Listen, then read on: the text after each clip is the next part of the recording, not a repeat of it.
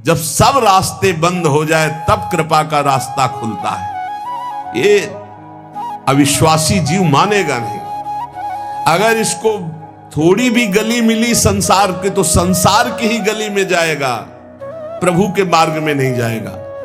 और जब प्रभु के मार्ग में चलोगे तो संसार की कोई विपत्ति या कोई संपत्ति आपको घसीट ले जाएगी। बहुत विचित्र माया का खेल है, बहुत विचित्र माया का खेल।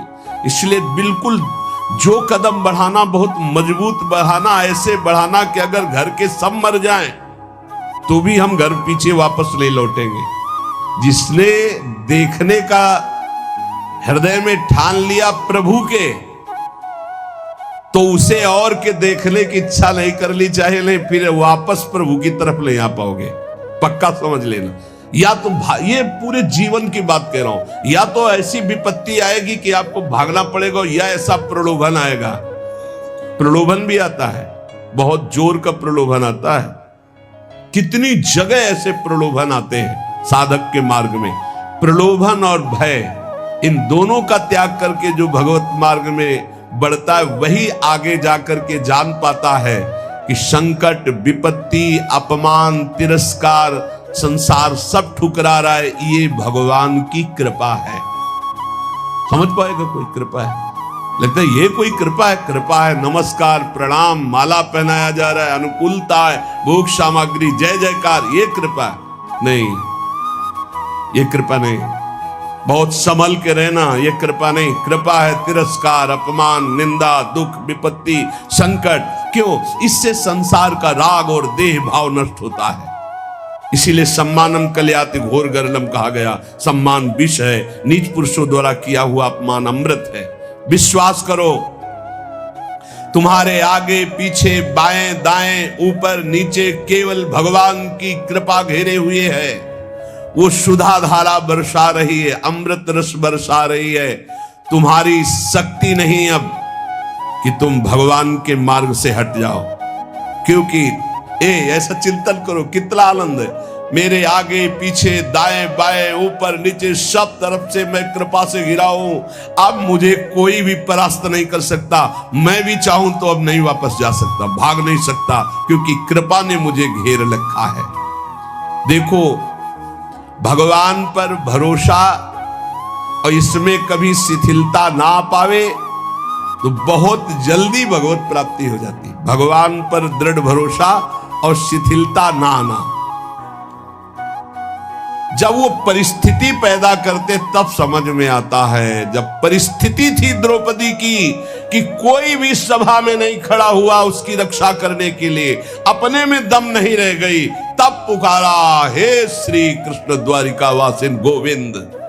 चीरावतार भगवान का, वस्त्रावतार। गजेंद्र जब हार गया, सब छोड़कर चले गए, हजारों वर्ष लड़ता रहा, लगा कि अब, तब वो पुकार हरि। ऐसे कुछ देहाभिमानी गजेंद्र ये है, मन, ये अहंकार, ये जब घेर करके, अब आप देखना, जिस पर विशिष्ट कृपा होती है उसका सब नाश कर देते हैं। कैसे? शरीर सब कुछ छोड़ करके भगवत मार्ग में चले तो शरीर तो स्वस्थ होना चाहिए।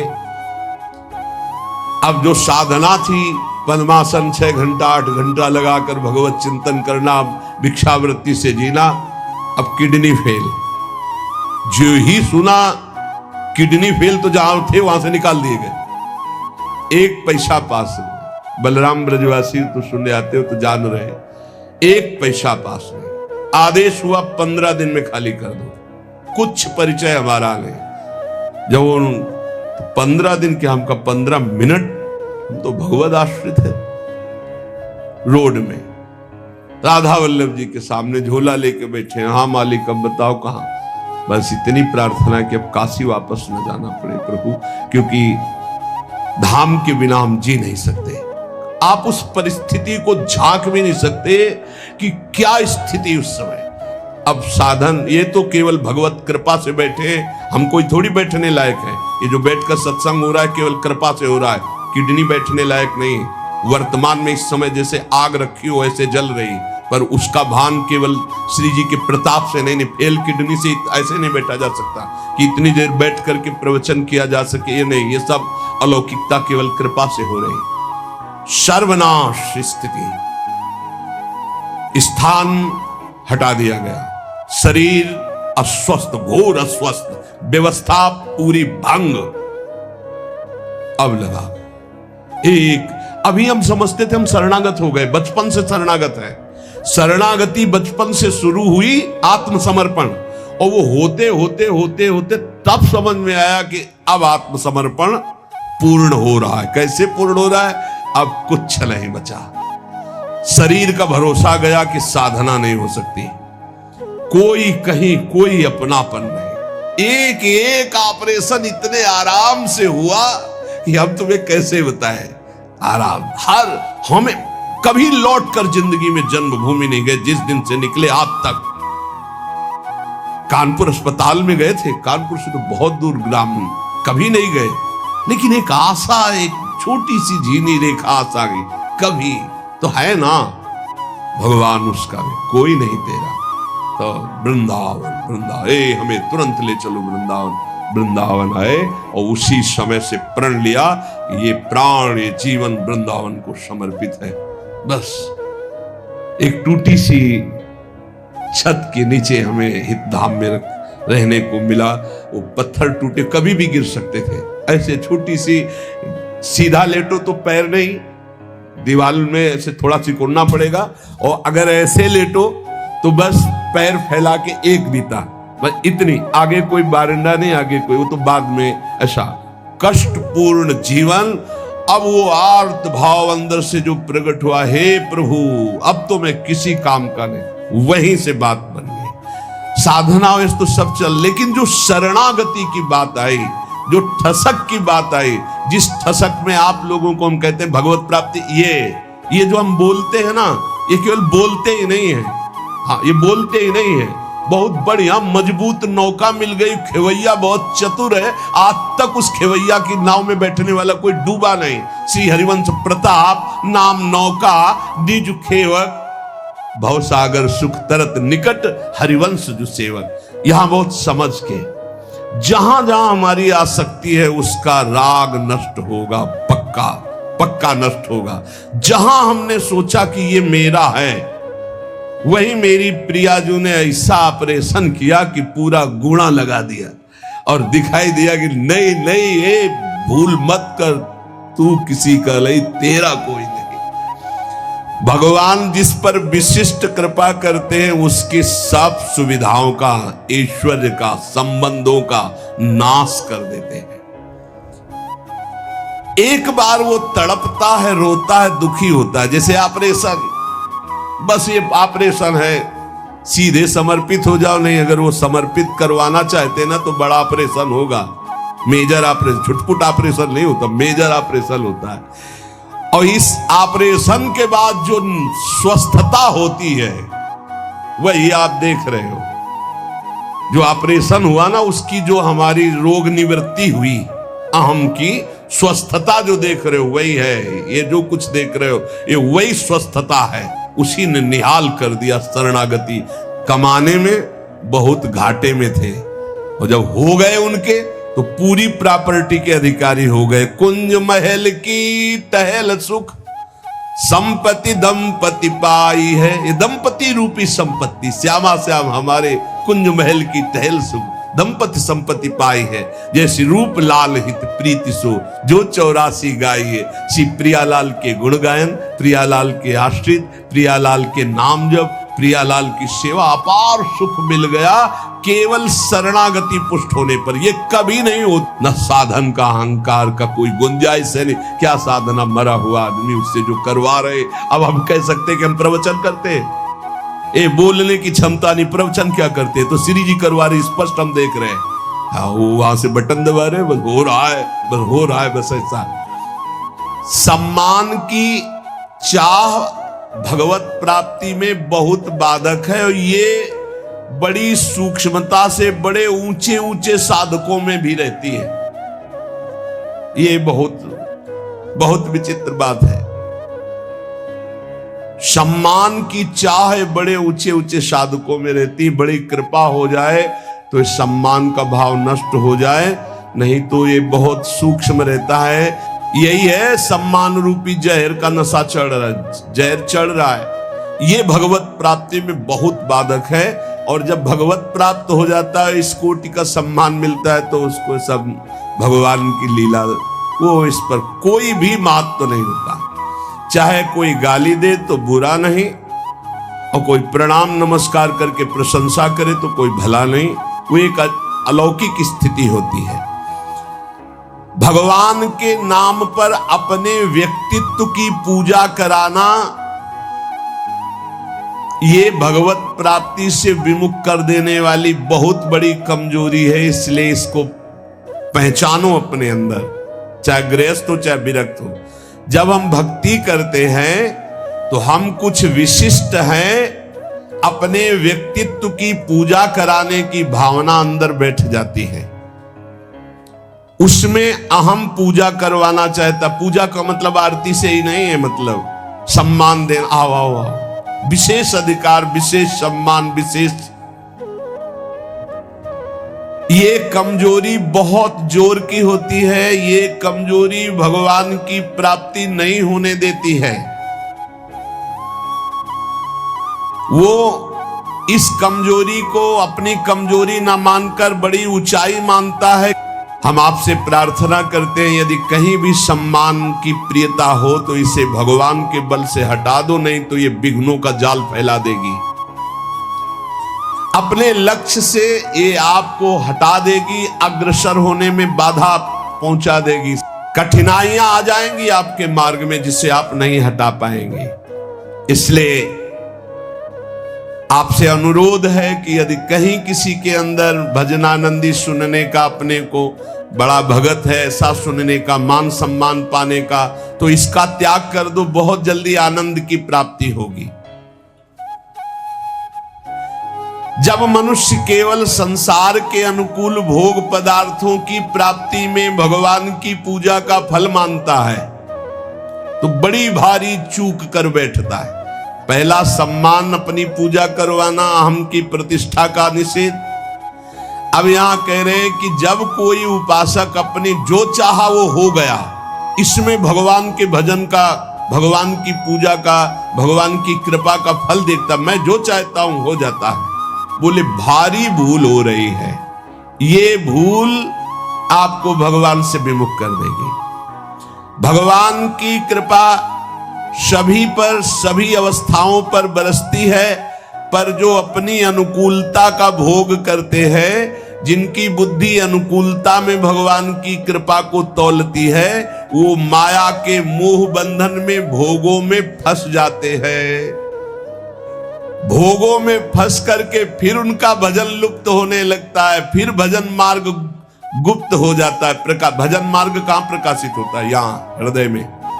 हृदय में भजन मार्ग प्रकाशित होता है, बाहर दौड़ना भजन मार्ग नहीं। हृदय में अंतर्मुख होकर के निरंतर अपने परमात्म चिंतन में लगे रहना। सबसे बड़ी गलती है भोगों की, मान की अनुकूलता प्राप्त होने पर भगवान की कृपा मनाना। कभी मत मनाना, नहीं तो जहां प्रतिकूलता आई तो कोसने लगोगे प्रभु को। मनुष्य का भजन, भगवान नाम जप, शास्त्रों का स्वाध्याय, ठाकुर सेवा, इसका फल है भगवान में प्रीति हो जाना। इसका फल है दुख सुख लाभ हानि मान अपमान में समान स्थिति रहना। दुख सुख लाभ हानि मान अपमान में समान स्थिति रहना, यह भजन का फल है। पर जो उपासक मनमानी पूर्ण होने पर भगवान की पूजा भजन की सफलता मानता है, तो जहां भारी प्रतिकूलता हुई ना उसकी सोच उल्टी होने लगती है। ऐसे हमें अतरे दिन सुनने को मिलता है एकांतिक में, तो ये लिखा है, जो सुनने को मिल रहा है वही लिखा है। इतने दिन जल चढ़ाया, इतने दिन पूजा की, हमारे अमुक परिवार के सदस्य को भगवान मार दिए। क्या चला जाता उनका अगर वो ऐसा ना करते तो? जो पहले कृपा भगवान की थी अब वो नहीं रही। वो क्षोभ कर बैठेगा। वो भगवान के मंगल विधान में अन्याय मान लेगा। यहां तक कि फिर उसके हृदय में ऐसी नास्तिकता आ जाएगी कि बिल्कुल सत्य ऐसा ही है। कितने लोगों के भाव बिगड़ जाते हैं ऐसे, जो उनको सही सत्संग नहीं मिला, जो सही भजन में नहीं लगे, उनको यूं कह करके वो भगवान के मार्ग से भ्रष्ट हो जाते हैं। इसलिए हमारी कामनाओं की पूर्ति हो तो भगवत कृपा, ये मानना छोड़ दो। मनुष्य को सफलता मिलती है शुभ कर्म से, वो असफलता मिलती है अशुभ कर्म पाप से, और भजन से बल मिलता सफलता असफलता में समान रहना। ये बात समझो, भजन का फल क्या है? भजन का फल सफलता नहीं है, जो चाहे वो मिल गया ऐसा नहीं है। भजन का फल है सुख दुखे समय कृत्वा लाभा लाभौ जया जयो। जय और पराजय में, हानि और लाभ में, सुख और दुख में समान भाव रखना, ये भजन का फल है। सुख मिलना शुभ कर्म का फल है, दुख मिलना अशुभ कर्म का फल है, और सुख दुख में समान स्थिति रखना, ये भजन का फल है, ये भगवत कृपा का फल है। अपनी कर्म वृत्ति को अहंकार की प्रधानता देकर मैंने ये कार्य किया, मैंने भोग लगाया, मैंने आरती की, मैंने भजन किया, मैं तीर्थ याटन में गया, मेरी कामना पूर्ण हो गई। अपनी बुद्धि, अपना बल, अपना भाव, अपना कला कौशल का घमंड अंदर रहता है। इसीलिए साधन करने पर, तीर्थ याटन करने पर, दान करने पर भी उसका जो फल है समता, वो नहीं आ पाती। वो ममता में ही फंसा रहता है। ये जैसे जैसे अहंकार बढ़ता जाता है, वैसे वैसे साधना में विघ्न उपस्थित होता है। सफलता हो गई तो मैंने विजय प्राप्त की। ये जो थोड़ा साधन करने पर अपनी सफलता दिखाई दे तो रोना चाहिए। हमने जो सोचा वही हो गया, बहुत खतरा। खर्चा हो रहा है भजन तुम्हारा जो भगवत प्राप्ति के लिए। सफलता मैंने प्राप्त की, अपनी बुद्धि का बल, अपनी बुद्धि का कला कौशल, घमंड, ये परमार्थ से भ्रष्ट कर देता है। तो भगवान को प्राप्त करने के लिए उपासक को चाहिए कि भगवान कामना आवे तो एक तो कामना ना करे, अगर आवे भी तो भगवान से ही बहे। वो कामना समर्पित करते हुए ये प्रार्थना करे कि प्रभु मंगल भवन, ये कामना आई है, यदि आपके भजन में सहायक हो तो पूर्ण कर देना, और भजन में यदि बाधा करने वाली हो तो कभी पूर्ण ना करना। जब भगवान, बहुत ध्यान से सुनना, किसी पर विशेष कृपा करते हैं तब सबसे पहले उसकी सुविधाओं का नाश कर देते हैं। विशिष्ट कृपा चाहिए, विशेष कृपा। कृपा तो है ये सब पे, दया भी है। विशिष्ट कृपा चाहिए तो कह रहे जिस पर कृपा करते हैं तो सबसे पहले उसके सब व्यवस्थाओं का नाश कर देते हैं। बहुत कठिन कृपा है। यही भगवान ने युधिष्ठिर जी से कहा, जिस पर मैं कृपा करता हूं उसका सर्वनाश कर देता हूं। चाहिए सर्वनाश, जो अपने सर्वस्व को मिटा देता है। तो क्या है आपका? है क्या आपका? कुछ नहीं। मतलब आपके भ्रम का नाश का मतलब है सर्वनाश। आप समझ लीजिए, डरना नहीं। भगवान के भजन का मतलब विशिष्ट कृपा, विशिष्ट कृपा का मतलब है मतलब एकदम सर्वनाश कर दे। तो चक्रवर्ती सम्राट अम्बरीश जी थे, महाभागवत, और दरिद्रता की हद थी सुदामा जी के यहां, तो सुदामापुरी खड़ी कर दी। समझोगा, भगवान जिस पर कृपा करते हैं विशेष। क्यों?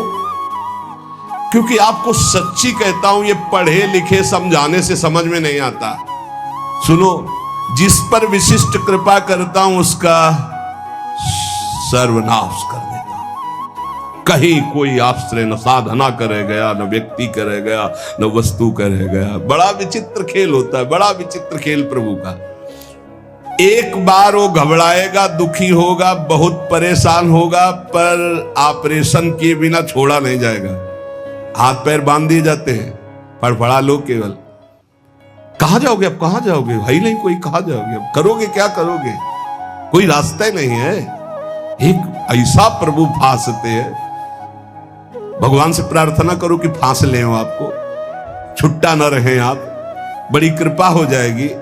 ऐसा फांस लेते कि उनके सिवा कोई है ही नहीं, करे तो क्या करे, कोई है ही नहीं, कोई मतलब कोई रास्ते नहीं, जाऊं तो जाऊं कहां, जाऊं तो जाऊं कहां, कोई रास्ता ही नहीं है। बड़े कृपालु, बड़े कृपालु, ऐसा सब माया मोह का पर्दा फांस करके ऐसे। और सुनो, भगवान उसका अपमान करवाते हैं, भगवान उसका उपहास करवाते हैं। बहुत ध्यान से सुनना है, इसलिए कह रहा हूं कि प्रश्न होते हैं कि हमारा बहुत उपहास होता है, तिलक न लगाऊं क्या, कंठी न बांधूं क्या, चलेगा? क्योंकि लोग उपहास करते हैं। घर में ऐसा कहते हैं, सेवा न रखूं क्या? तो क्या समझते हो, भगवान के मार्ग में चलने के लिए जब एक संसार का पति वर्ण करती है तो ठसक से सुहाग भर के चलती है, वो किसी के उपहास को डरती है।